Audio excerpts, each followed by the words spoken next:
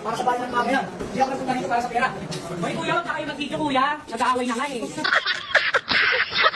Di po, tako ga, balatsoy. Ay, inahawakan sa leeg si ate.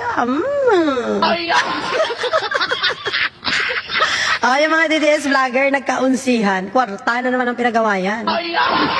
Eto sila, malakas yung mga DDS, makapagbintang sa amin na kami daw ay mga bayarang vlogger. Pero nasa kanila man ang ebidensya na nagtatalo-talo sila sa pera.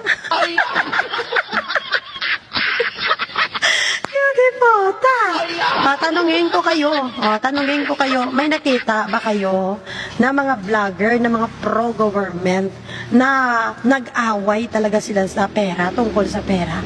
May nakita ba kayong nagtalo-talo sa pera, nagkaunsihan sa pera? Wala, di ba? Kay wala ebidensya. Sino ang mahilig magsabi nagkaunsihan daw kami sa kwarta, kay mga bayaran daw kami na vlogger? Wala kayong ebidensya, pero mga DDS, kung makita mo yan, may mga ebidensya talaga na lagi pinag-aawayan nila pera. Simula noon hanggang ngayon, ang pinagtatalunan ng mga patay gutom na to is pera.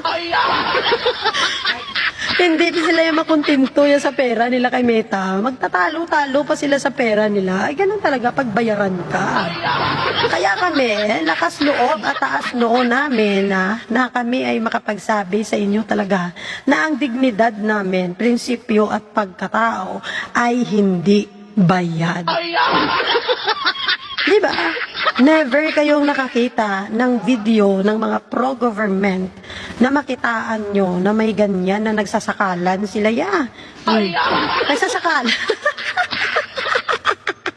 Animal. Muntik na maging kwento si ate, ginasakala sa palapit day.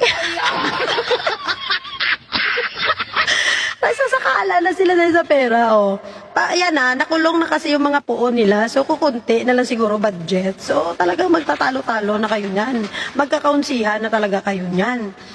Antayin natin na mawala din tong mga idolo nila at sinusuportahan. Baka sa sunod magsaksakan ng mga to. Diyos mayo. Diba? Ngayon, sino ang totoong bayaran? Sino ang totoong nag-aaway dahil sa pera? Di ba kayo lang din? Ako yaga kontento na kuya kay sahod, kuya kay Meta, okay na ko dyan. Ang malagaya, proud ko sa sarili ko nga hindi ko binibinta yung dignidad ko sa kakarampot na salapi. No? Masaya na tayo na makatanggap tayo ng pera kay Meta. Yun na yung kaligayahan namin. Bahala na kayo dyan. Hindi naman kami kagaya ng mga vlogger na to na kahit alam ng mali, talagang nilalaban dahil kwarta. Yung dignidad, binibenta. Kaya, kung mapansin natin, yung buhay natin sa Pilipinas, ganun pa rin. Kasi marami po sa mga kababayang Pilipino natin, kahit alam nilang mali, patuloy nilang sinusuportahan. Basta may gasolina. So, mabuhay tayo mga pro-government vlogger, na talagang nanindigan at alam natin sa sarili natin na tayo ay hindi bayad.